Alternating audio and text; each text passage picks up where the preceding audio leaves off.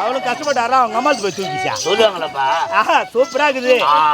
ஆட்டமும் அபாரம், பாடலும் பரவசம், எல்லாரும் எங்களுக்கு மெய் மாதிரி சீரிட்டது. ஏமா மாமா எந்த புடிமா? அதுதான் வந்து கை இப்படி மொட்டை மொட்டை எழுந்து பிடி மாட்டேன். ஏன் நாங்க என்ன பண்ணி சொல்றோம்? அது போயிட்டேன். கல்லூர் வந்துருமா ராயி வந்துருமா?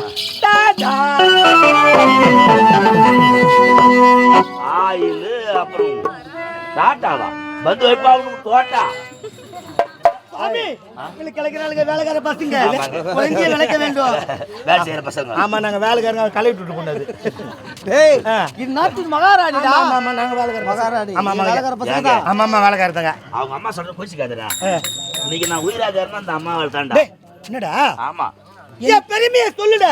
அவங்க சாதாரண ஆளாக கள்ளமில்லாத உள்ளம், கரபடியாத கை, வந்தவரை வாழ வைக்க தெய்வம். இன்னைக்கு நான் உயிராக அந்த அம்மாவை தான்டா. நேற்று ஒன்னும் இல்ல, பசிக்குதுமானு சாப்பாடு கேட்டேன். நேற்று பசிக்குதுமா மகாராணி அம்மா, எனக்கு பசி தாங்க முடியல சாப்பாடு கொடுமான்னு கேட்டதுதான்.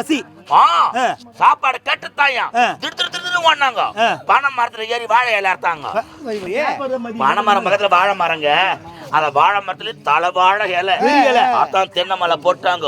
இலை புள்ளா சாதவள்ளி வச்சுட்டாங்க. அம்மா சொல்லக்கூடாது.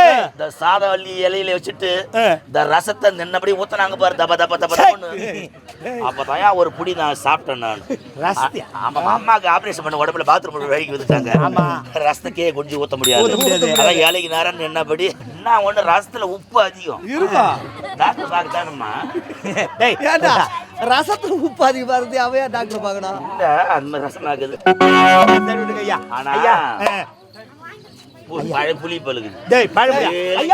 சரி விடுங்க ஐயா. கோதபதி சிறப்போடும் அத்தனை கலகலையோ எல்லாம் நாங்க தருங்க. அப்படியே நாங்க அடிக்கிறதுலாம் கத்தருங்க. குளிக்கார நாய. சரி நீ